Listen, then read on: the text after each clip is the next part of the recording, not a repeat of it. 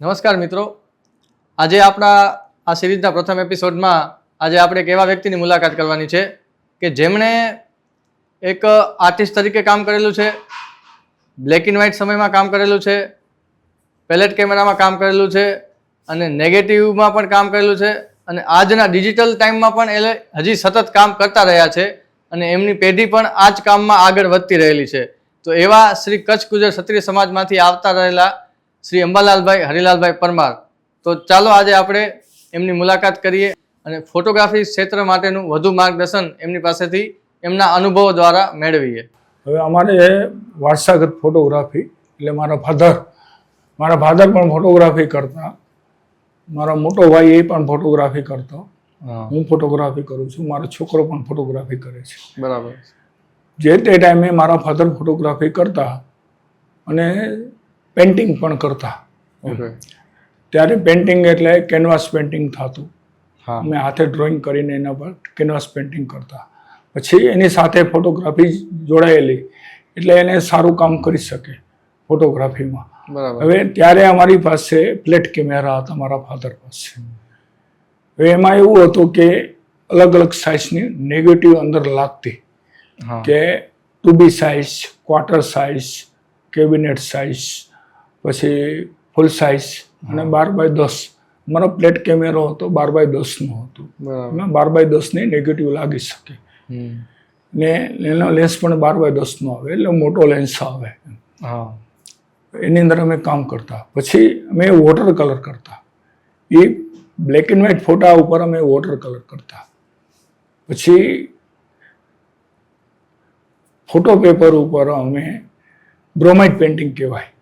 Photo paper ઉપર photo પાડેલો હોય એને વોટર કલર કરી નાખીએ, પછી એના ઉપર અમે પેઇન્ટિંગ કરતા. બરાબર. ઓઇલ પેઇન્ટ કરતા. એની જે ટ્યુબ આવતી એ મેડ ઇન જર્મનની ટ્યુબ આવતી, એ કલર અમે યુઝ કરતા. એ ઓઇલી હોય ટ્યુબ, એટલે લાંબો ગાળો સુકાય નહીં. બીજે દિવસે એના ઉપર અમારે મિક્સિંગ કરવું હોય તો અમે કરી શકતા. પછી એના પછી આવે કેનવાસ પેઇન્ટિંગ.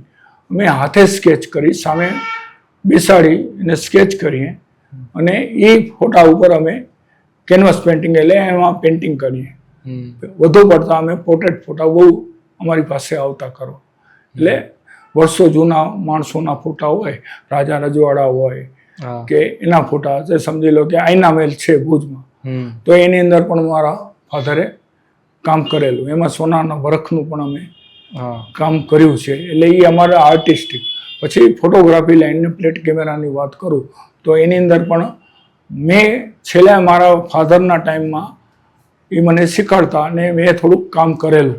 એની અંદર મેં થોડાક ફોટા પાડેલા. એ ફોટા કેવી રીતે મેં પાડતા પ્લેટ કેમેરાની અંદર, કે અમારો સ્ટુડિયો હતો. એ સ્ટુડિયો 55ના ભૂકંપ પહેલાં મારા ફાધરનો સ્ટુડિયો હતો. ત્યાર પછી એને મને બતાવ્યું હતું મારા ફાધરે કે અમે સ્લિંગ રાખી હતી, સૂરજ ઉગે એ બાજુ અને સૂરજ આથમે એ બાજુ. જ્યારે સૂરજ ઉગ્યો હોય ત્યારે અમે જે ફોટોગ્રાફી કરતા એમાં ફિલ્ટર રાખતા બાજુમાં, કે આપણે અત્યારે થર્મોકોલની સીટ રાખીએ ત્યારે અમે વિગ બનાવીને કપડની વિગ હતી એ બનાવીને રાખતા. જ્યાં સાઈડ લાઇટ ઓછી વધુ થાય તો એ લાઇટ અમે કવર કરતા અને અમે મેઇન લાઇટમાં કામ કરતા. એટલે એક સાઈડ વધુ લાઇટ હોય, એક સાઈડ ઓછી લાઇટ હોય. એટલે એ રીતે અમે ફોટો. સાંજનો ટાઈમ હોય તો સાંજના ટાઈમમાં આ સાઈડની જે હોય એ અમે બંધ કરી નાખીએ. છત સીલિંગ કાચની હતી અને ઓ સાઈડને ખોલી નાખીએ. એટલે એ ટોપ લાઇટથી અમે વધુ બધા ટોપ લાઇટથી જ ફોટા પડતા ડે લાઇટની. ડિજિટલમાં જ્યારે તમે એન્ટર થયા ત્યારે તમને એવું લાગ્યું કે આમાં સંઘર્ષ છે અથવા કોઈ તકલીફ પડી હોય એવું કાંઈ ખરું? ના, આજે સુધી મેં જે કેમેરા લીધા ને, મને ઘણા એમ કહેતા કે અંબાલાલને એને કેમેરાનું કોઈ ઓ નથી, નોલેજ નથી. પણ નોલેજમાં એવી વાત છે કે અમે જે જૂના ટાઈમમાં જે ફોટોગ્રાફી કરી છે ને, લાઇટિંગ, ડે લાઇટિંગ, એ લાઇટિંગ ઉપરથી અમને અમારા ઉપર પૂરો આત્મવિશ્વાસ છે કે જે મેં ફોટો પાડ્યો છે એ બીજો ગમે તે કેમેરામાં સેટિંગ ફરાવીને કરીને કરશે ને તો નહીં થાય. બરાબર. જે મને લાઇટિંગનું જ્ઞાન છે એ રીતે કોઈ પણ ફોટોગ્રાફર ફોટો પાડશે એ કેમેરાની અંદર સેટિંગ જોઈને કરશે ને એ નહીં થાય. શું કામ કે મારો વર્ષોનો અનુભવ છે કે આ લાઇટિંગમાં આ જ વસ્તુ ખપશે ને આ જ થશે. કે ફ્લેટ કેમેરાની હું વાત કરી જૂની, સમજી લો કે ફ્લેટ કેમેરાની અંદર તો ખાલી ઢાંકણું ખોલીને કાઢવાનું. ત્યારે એમાં કોઈને અત્યારે મિરરલેસ કેમેરો નીકળ્યો. હા, મિરરલેસ ચાલે અત્યારે. મેં એક મોટા ફોટોગ્રાફરને વાત કરી કે ભાઈ મારી પાસે મિરરલેસ કેમેરો વર્ષ પહેલાનો પડ્યો છે, મારા ફાધરના વખતનો. હા, હોય જ નહીં કે પછી મેં એને કીધું કે મારી પાસે ફ્લેટ કેમેરો પડ્યો છે, એમાં કોઈ મિરર હતો જ નહીં. એમને ફોટા પડતા કાઉન્ટિંગ જે રાખીને ઢાંકણું રાખીને. ત્યારે એને કીધું કે ભાઈ એ વાત તારી સાચી, પણ હવે એ મૂકી દે. હવે ટેકનોલોજી ચેન્જ થઈ ગઈ. હવે ટેકનોલોજી ચેન્જ થઈ ગયા તો મિરરલેસ ની અંદર જે ફોટા પાડીએ છીએ અત્યારે એ જ વસ્તુ આની અંદર છે. એમાં મિરર કાઢી નાખ્યો, બરોબર. પેલે વચ્ચેના ગાળામાં મિરર રાખ્યો હતો, હવે મિરર કાઢી નાખ્યો. એટલે મિરર કાઢ્યા પછી જ્યાં મિરર માંથી રિફ્લેક્શન થઈને ફોટો પડે અને આ મિરર નીકળી ગયો ને ફોટો પડે તો એમાં ક્લિયરિટી તો વધવાની જ છે. કારણ કે જે ડાયરેક્ટ પિક્ચર લે છે અને એક પ્રકાશ રૂપાંતર કરીને રિફ્લેક્ટ કરીને ફોટો પાડે છે. આ ડાયરેક્ટ જ ત્યારે જૂના ટાઈમમાં એ ડાયરેક્ટ જ ફોટો પાડતો હતો ને, ખાલી એની નેગેટિવ ઉપર પડતો હતો પ્રતિબિંબ. બરાબર. એટલે એકચ્યુઅલી મિરરલેસ જોવા જાય તો વર્ષો પહેલા એની શોધ થયેલી જ છે, વર્ષો પહેલા. અને કોઈ ટેકનોલોજી, કોઈ ઇલેક્ટ્રોનિક વસ્તુ વગર ખાલી નેગેટિવ ઉપર જ ઇમ્પ્રેશન લાગતું. બરાબર. કાચની નેગેટિવ આવતી, હવે એની અંદર સીધું ડાયરેક્ટ પડતું. ઓકે. અને હવે કેવું થઈ ગયું કે હવે ઘણી બધી ટેકનોલોજી અંદર ખોસી દીધી. કલર મળે ને પાછળ બ્લર થાય ને. ત્યારે એ જ વસ્તુ હતી, બ્લર તો થતું જ હતું ને ત્યારે પાછળ. બરાબર. આવડો મોટો લેન્સ હતો, 12x10 નો લેન્સ. મારી પાસે છે 12x10 નો લેન્સ, ફ્લેટ કેમેરા છે. એની અંદર તમે જોવો એટલે પાછળનો બ્લર જ દેખાશે. એટલે ઈ લેન્સ હતા એમાં તમારે આગળ પાછળ થવું પડતું હશે એ સમયે. હા, અમારે સ્ટેન્ડ આગળ પાછળ કરવું પડે. બરાબર. ફોકસ કરવાનું હતું. એમાં શું હતું કે વચ્ચે ધમણ હતી. ધમણ આવતી. કપડાની ધમણ આવતી, ચામડાની. એ ધમણ ને મેં આગળ પાછળ કરીએ એટલે ફોકસ થઈ જાય. ઓકે. પણ અમારે આગળ પાછળ થવું પડતું કે ફૂલ ફિગર લેવું છે, 3/4 લેવો છે, હાફ લેવો છે. બરાબર. અને બાકી તો એવું હતું કે લેન્સ ની અંદર લખેલું જ આવે છે 1.2 નો લેન્સ, 1.4 નો, 1.8 નો લેન્સ. એટલે 1.8 નો લેન્સ હોય તો તમારે અડધા ફૂટ થી ફોટો પાડી શકો. 1.2 નો લેન્સ હોય તો 1.5 ફૂટ.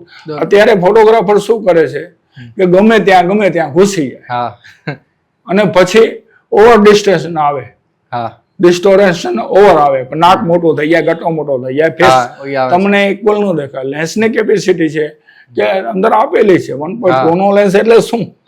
બરાબર. એકચ્યુઅલી એમાં એક માપ જ આપેલું છે, લેન્સ માપ જ આપેલું, પણ એનો આપણે ઉપયોગ નથી કરતા. માપનો ઉપયોગ નથી કરતા. આપણે એમ જ વિચારીએ કે પાછળ બ્લોર જાય આની અંદર, એ જોઈએ છે. ફિક્સ લેન્સ છે, પાછળ બ્લોર જાય એ જોઈએ, પણ એમાં 1.5 ફૂટ નો જ ફોકસ થાય. 1.5 ફૂટ આગળથી ફોકસ, ડિસ્ટોરેશન કોઈ પણ આવે અને મેન્યુઅલ ફોકસ થાય એની અંદર. એટલે પાછળ બ્લર જવાનું જ છે. તમે મેન સબ્જેક્ટ ને ફોકસ કરો છો, પાછળનું ફોકસ નથી થતું. એટલે મેન સબ્જેક્ટ એનું બેકગ્રાઉન્ડ દૂર હોય તો આઉટ ફોકસ જવાનું જ છે, બ્લર જવાનું જ છે. બરાબર. પણ વસ્તુ તો એક જ થાય કે મિરરલેસ. એમાં મિરર નતો ને આમાં મિરર નથી. અને ઓ બહુ ઈઝી હતો ફોટો પાડો. આમાં તો બધું આપણે મેકેનિઝમમાં બધું ગોઠવવું પડે કે આ રાખવું ને તે રાખવું, શાર્પનેસ રાખવી ને ઓ કરવું. ત્યારે એ શાર્પનેસ નામને કોઈ ચીજ જ નહોતી કે આની અંદર શાર્પનેસ રાખવી. અમારે કોન્ટ્રાસ્ટ ને સોફ્ટ બે વસ્તુ હતી. કોન્ટ્રાસ્ટ મેળવવો તો એનું ડેવલપિંગ એ રીતે થતું એટલે કોન્ટ્રાસ્ટ મળતું, અને આમ સોફ્ટ થતું તો સોફ્ટ કરવું હોય તો એ રીતે ડેવલપિંગ થતું. અમારું આમ જોઈએ તો એ ટેકનોલોજી જૂની જ છે, નવી એવું લાગતું નથી. આમ ગોલ ફરાવી ચક્કર મારીને પાછી એ જગ્યાએ આવી ગયું છે. એમાં કોઈ જાતનો આટલા મોંઘા કેમેરા ત્યારે નહોતા એ ટાઈમમાં કે ભાઈ આ ફ્લેટ કેમેરા તમે ઘરે બનાવી લેતા. એક લેન્સ જ વેચાતો લેવો પડતો એવું હતું. બાકી તો તમે બધું ઘરે કરી શકતા હતા. કેમેરો બનાવો તો લાકડાની બોડી આવતી અને ધમણ આવતી, કપડાની ધમણ આવતી, એ બની જતું. એટલે મને એવું નથી લાગતું કે ફ્લેટ કેમેરા સાથે આ જોઈએ તો કાંઈ નવું હોય એવું નથી લાગતું. એમાં સ્પીડ ડાયાફ્રેમ ISM અમે કામ કરતા આની અંદર એ જ વસ્તુમાં કામ કરીએ એટલે એનો ડિફરન્સ નથી જણાતો મને. અને ડિજિટલની અંદર તો અત્યારે ઘણી સુગતા આપણે ફોટો પાડીને જોયો, ત્યારે ફોટો પાડીને જોવાતું નહીં. ફોટો પાડ્યો એટલે પરફેક્ટ. આપણો દિમાગ એવો હતો, આપણો મગજ એવો હતો કે આપણે એની અંદર કામ કરી શકતા કે કેટલા 100 ફોટા પાડવા છે, એટલે આપણે 3 રોલ લઈ જતા, 3 રોલની અંદર પૂરું કરી આવવાનું હોય. 108 ફોટા પડે, 108 માંથી 4-5 ફોટા ફેલ ગયા હોય, આપને ફોકસ નથી હોય, કોઈ આડું આવી ગયું હોય. પણ જે ત્યારે જે એક જ સ્નેપ કરતા, અત્યારે એક સ્નેપના 4 સ્નેપ ઓછામાં ઓછા કરે. કોઈ પણ ફોટોગ્રાફર હશે એક સ્નેપના 4 સ્નેપ કરશે. પોતાને કોન્ફિડન્સ નથી એ 4 ફોટા પાડવા, એક જ ફોટાના 4 ફોટા પાડવા જરૂરી થઈ ગયું. હવે ડિજિટલ કેમેરા અત્યારે છે એમાં દરેક કેમેરાની એક ક્લિકની લિમિટ આપે છે કંપની. તો તમે જે પાછળના સમયમાં કામ કરતા હતા એ બધા કેમેરામાં પણ એવી કોઈ લિમિટ હતી કે એમાં આ મેટર નહોતું કરતું? ના, અમે તો એ ત્યારે એ કેમેરા એવા હતા કે અમે 10-10 વર્ષ સુધી ચાલતા. હવે પ્લેટ કેમેરાની વાત કરું, એમાં તો ખાલી ડાયાફ્રેમ રાખી દીધી. બરાબર. બરોબર. ડાયાફ્રેમ નથી, સ્પીડ અંદર કાંઈ નથી, એટલે મેકેનિઝમ એનું એક સરખું પડ્યું છે. મને ખબર જ છે કે આમાં 5.6 રાખવાનું, આમાં 4 રાખવાનું, આમાં 8 રાખવાનું, આમાં 11 રાખવાનું. લાઇટિંગ હોય એ પ્રમાણે અમે રાખી દેતા, એટલે એની લાઈફ વધી હતી. બરાબર. ઓકે. હવે એવું થઈ ગયું કે એકી સાથે 50 ફોટા પડી પાડવો હોય તો એક ક્લિકમાં 50 ફોટા પડે, તો આપણો કેમેરાને માર આવવાનું જ છે. એટલે હવે આ લોકો લખી મૂકે, આપણે 3 લાખનો કેમેરો લીધો અને એની અંદર લખેલું આવે કે 1.5 લાખ ક્લિક થયા પછી કોઈ પણ મેકેનિઝમમાં પ્રોબ્લેમ આવે. બરાબર. તો આવે છે. ત્યારે એવું હતું કે બધું અંદર મેટલની વસ્તુ હતી, કોઈ ઇલેક્ટ્રોનિક વસ્તુ હતી નહીં. એટલે અમે 10-10 વર્ષ લેન્સની અંદર અમારે ફોક આવી જતો, લેન્સની અંદર ફોક આવી જતું. પણ ત્યારે એવું હતું કે લેન્સ અમુક અમે એ પ્રમાણે થેલાની અંદર રાખતા કે થર્મોકોલનો કોઈ હોય એવું કાંઈ બોક્સ હોય ને તો એની અંદર તમે રાખો તો એને ગરમી ઇક્વલ મળી રહે. એના માટે બહારનું વાતાવરણ ની કોઈ એને અસર ન કરે. અત્યારે સમજી લો કે ચોમાસું આવે તો એ કોઈ એવી વસ્તુ થર્મોકોલ બેગની અંદર પડી હોય ત્યારે ચોરસ બેગો આવતી. અત્યારે આ પ્લાસ્ટિકના રેગઝીનના એના થેલા છે, ત્યારે તો બેગ આવતી હોવી. આપણે કેમ ઓજામમાં લઈ જાય એવી બેગ યુઝ કરે છે, એની અંદર એ પુઠ્ઠાની બેગ આવતી પ્લાયની એવી, એની અંદર લેન્સના જગ્યા રાખેલી હોય, બોડીની જગ્યા રાખેલી હોય, એવું એવી બેગની અંદર જ કેમેરા રહેતા. એટલે એની અંદર ફંગસ આવવાનો બહુ ઓછો રહેતો. હવે એવું છે કે અત્યારે તો આપણે થેલા આવી ગયા રેગઝીનના. રેગઝીન કેવું છે એના ઉપર વધુ પડતું રાખે. આપણે થેલાની અંદર કેમેરા પડ્યા છે, જો સારો રેગઝીન હોય ને તો પણ એ બહારના વાતાવરણની અંદર સાચવી રાખતું હોય એવા થેલા હોય જ છે. આપણે મોંઘો થેલો લઈએ તો એની અંદર તમારે કોઈ તકલીફ નથી પડતી. અને હવે તો ઘણી થઈ ગઈ, એની આખી પેટીઓ આવે, એની અંદર લેન્સ રાખો, ફંગસ ન થાય. અમે વર્ષો સુધી કેમેરા વાપર્યા, મને ફંગસ થયા નથી આજે સુધી. અને અમારા લેન્સ હજી કહું છું, મારી પાસે જે 12x10 નો લેન્સ પડ્યો ને ફંગસ નથી, પણ આપણે એની ચાંચ રાખી હોય તો એમાં સ્ક્રેચીસ ન થાય. બરાબર. તમે નેગેટિવ સમયમાં જે કામ કરતા હતા બરોબર, અને પછી ડિજિટલમાં આવ્યા, તો તમારા એવા કોઈ કસ્ટમર ખરા કે જે સમજી લો કે ઈ એકદમ બોર્ડર પોઈન્ટ હતો કે નેગેટિવિટી સમય છે ઈ પૂરો થવાના અણી ઉપર હતો, ડિજિટલ ચાલુ થવાની શરૂઆત હતી એમાં, તો એવા કોઈ કસ્ટમરનું તમે કામ કર્યું જેનું તમે આમાં નેગેટિવમાં પણ કર્યું હોય અને એના ઘરમાં ડિજિટલમાં પણ કામ કર્યું હોય?